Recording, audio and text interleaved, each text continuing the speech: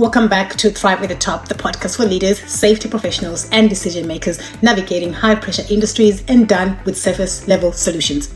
Here, we talk about the realities of human performance, psychological safety, resilience, and what it actually takes to sustain people and performance in complex environments. I'm your host, Mabel Munyamani, Human Performance Risk Strategist, founder of Complete Wellbeing Global, and the creator of the Safe Pillars Framework. And I'd like to welcome you to the Disclosure series. And today, I want to talk about something that I believe sits at the heart of many of the conversations we have been having across aviation, aerospace medicine, air traffic control, and other high consequence environments. And this is it. We often misunderstand high performers. We admire them, we select them, we promote them, we trust them with enormous responsibility. But we don't always understand the unique risks that come with being a high performer. Because high performers are not simply people who perform at high level. They're often people operating in environments where the consequences of error are significant. Pilots, air traffic controllers, astronauts, surgeons, emergency responders, military personnel, executive leading critical operations. These are people making decisions where precision matters, where the pressure is constant, and where the margin of error is often very small. Yet, many organizations continue to support them using the same well-being models used across the general workforce. And I think that's a mistake because the risk profile is different. The environment is different. The pressure is different. And therefore, the support model should be different too. One of the most important lessons I learned recently came from the conversations at the Aerospace Medical Association conference. A theme kept emerging.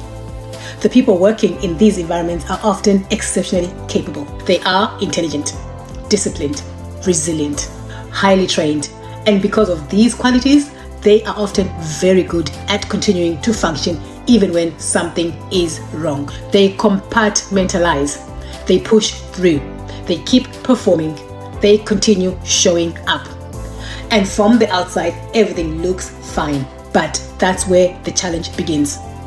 Because being able to perform is not always the same as being ready to perform.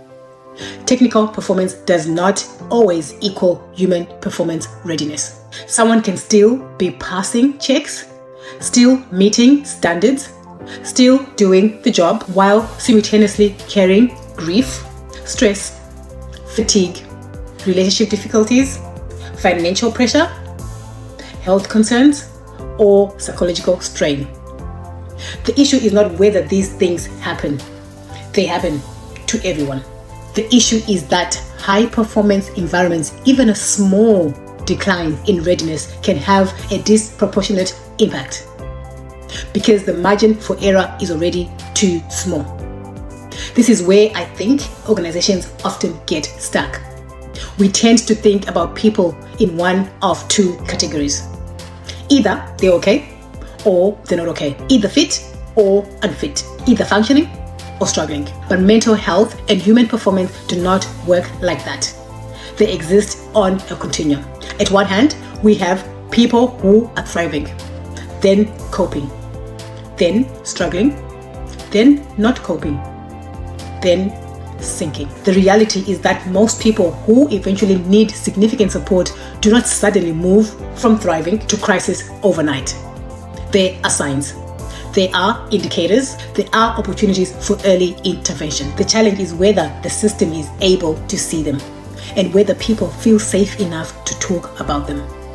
Because one of the biggest misconceptions in high-performance environments is that disclosure automatically means someone is unfit. And that simply is not true. Someone may be experiencing stress and still functioning well. Someone may be grieving and still be performing safely. Someone may be dealing with anxiety and still carrying out their role effectively. What matters is understanding where they are on the continuum, what support they need, and what level of risk exists. Unfortunately, many organizations are still missing this middle ground. The result is that employees often delay seeking help until the situation becomes more serious. Not because they don't want support, but because they fear what disclosure might mean. This is why understanding high performers matters. Not because they are weak, not because they are broken, but because the environments they operate in are unforgiving.